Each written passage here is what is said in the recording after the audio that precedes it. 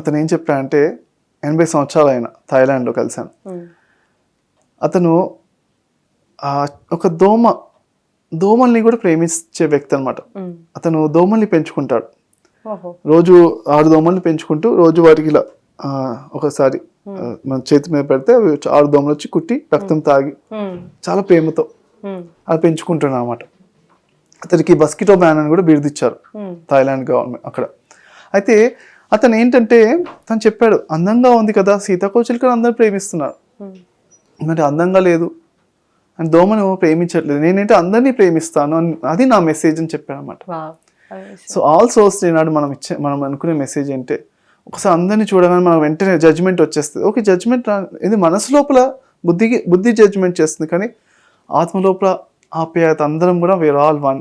Okay, ఒక చక్కటి ఆత్మ బంధువులమే అందరం అని మనం ఏంటి అందరినీ చూసినప్పుడు అలాంటి మెసేజ్, అలాంటి ఫీలింగ్ లోపల నుంచి వచ్చేలా మనం ట్రైనింగ్ తీసుకోవాలి మన లోపల.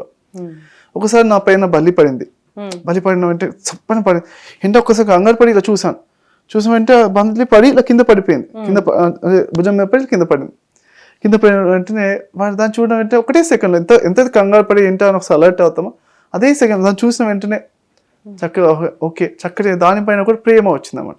అంటే ఓకే, సాటి ప్రాణి, సాటి జీవకోటిలో అది మనం ఆ వైబ్రేషన్ని మెయింటైన్ చేయగలగాలి. ఎవరితోటైనా కానీ మనము ఏ మనుషులైనా, ముఖ్యంగా ఏ జంతువులైనా, ఇంకోటి అంటే ఏ సోల్ అయినా, రకరకాల అంటే హయ్యర్ మహాత్మాలు ఉన్నారు, అలానే కిందల వైపు కూడా భూత ప్రేత పిశాచ రాక్షస ఇవన్నీ ఉన్నాయి, అవన్నీ ఉండొచ్చు.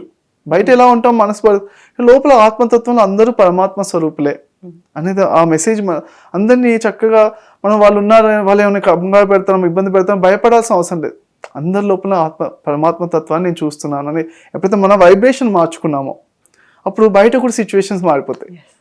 అందరూ అనుకుంటారు ఏంటంటే ఇదేదో నేను పీడకలు వచ్చింది, దయ్యమో రాక్షసులు వచ్చింది, ఏదో ఇంకెవరో వెంబడబడుతున్నారు, దొంగలు వెంబడబడుతున్నాయి, పరిగెత్తున్నా అంటారు. అలా ఏంటంటే అక్కడ ఏంటంటే మనము భయపడడం వల్ల అలాంటి సిచ్యువేషన్స్ క్రియేట్ చేసుకున్నాం.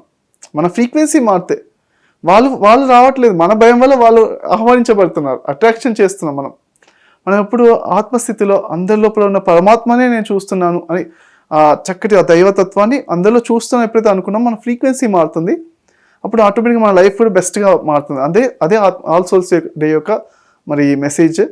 అందరం కూడా మనం చక్కటి హై ఫ్రీక్వెన్సీ అందరి లోపల ఉన్న ఆ సచ్చిదానంద స్వరూపమైన పరబ్రహ్మ స్వరూపాన్ని అందరి లోపల చూద్దాం.